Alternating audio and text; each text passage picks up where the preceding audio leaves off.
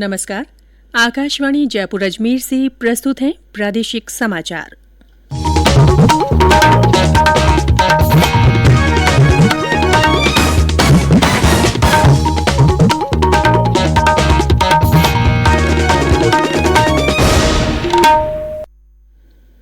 समाचारों के साथ मैं रितिका गुप्ता। भारत ने कोरोना वायरस के नए वेरिएंट ओमिक्रॉन की रोकथाम के लिए अफ्रीका को सहयोग की पेशकश की है। विदेश मंत्रालय ने कहा है कि भारत इस संक्रमण की चपेट में आए अफ्रीकी देशों को भारत में बने कोविड टीके की आपूर्ति के साथ अन्य मदद के लिए तैयार है। टीकों की आपूर्ति कोवैक्स मंच या द्विपक्षीय माध्यम से की जाएगी। भारत ने अब तक अफ्रीका में 41 देशों को भारत में बनी वैक्सीन की 2 करोड़ 50 लाख से अधिक डोज की आपूर्ति की है। इसके अलावा 16 देशों को अनुदान के रूप में 10 लाख डोज और 33 देशों को कोवैक्स सुविधा के तहत 1 करोड़ 60 लाख डोज की आपूर्ति की गई है। विश्व स्वास्थ्य संगठन ने कहा है कि अभी ये स्पष्ट नहीं है कि ओमिक्रॉन अधिक संक्रामक है या अन्य वेरिएंट की तुलना में इससे अधिक गंभीर संक्रमण हो सकता है।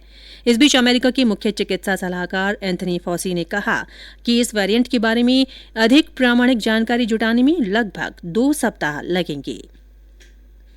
प्रदेश में कोविड-19 के नए मामलों में बढ़ोतरी के बाद लोग एक बार फिर वैक्सीनेशन के प्रति रुचि दिखा रहे हैं। दौसा जिला अस्पताल की वैक्सीनेशन सेंटर प्रभारी संगीता कटारिया ने आकाशवाणी को बताया कि 60 साल से अधिक उम्र के वे लोग जिन्हें दूसरी डोज नहीं लगी थी, वे भी अब टीकाकरण केंद्रों पर पहुंच रहे हैं। दौसा जिले में वैक्सीनेशन सेंटर्स पर पहली और दूसरी डोज लगवाने वालों की संख्या में बढ़ोतरी हुई है।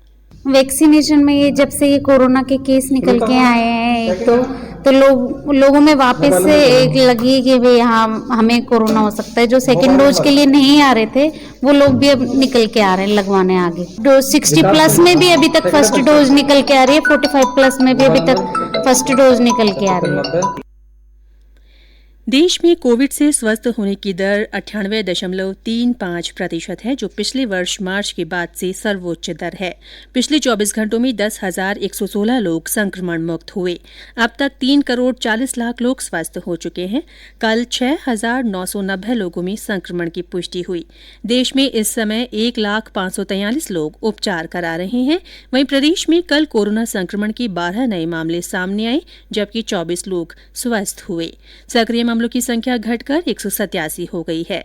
राज्य में इस बीमारी से अब तक कुल 9,45,628 लोग स्वस्थ हो चुके हैं।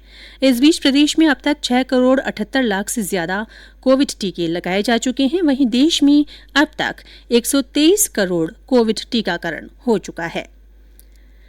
जल जीवन मिशन के तहत प्रदेश के 11 जिलों के 894 गांवों में 1,76,000 हर घर नल कनेक्शन की मंजूरी दी गई है।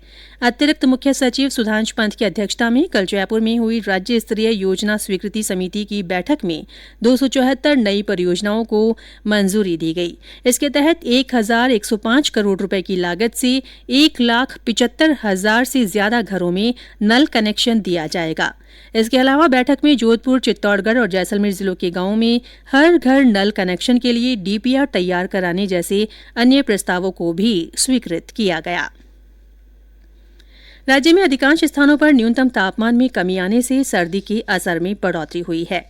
मौसम विभाग के अनुसार पिछले 24 घंटों में सबसे कम 6 डिग्री सेल्सियस तापमान चूरू में रिकॉर्ड किया गया।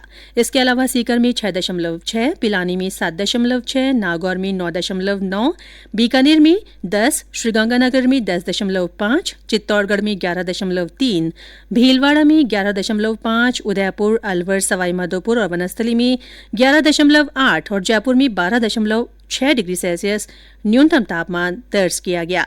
इस बीच मौसम विभाग ने प्रदेश के पूर्वी हिस्सों में कल से बारिश का दौर शुरू होने की संभावना व्यक्त की है। विभाग के अनुसार 1 से 4 दिसंबर तक पूर्वी राजस्थान में बादल छाए रहेंगे।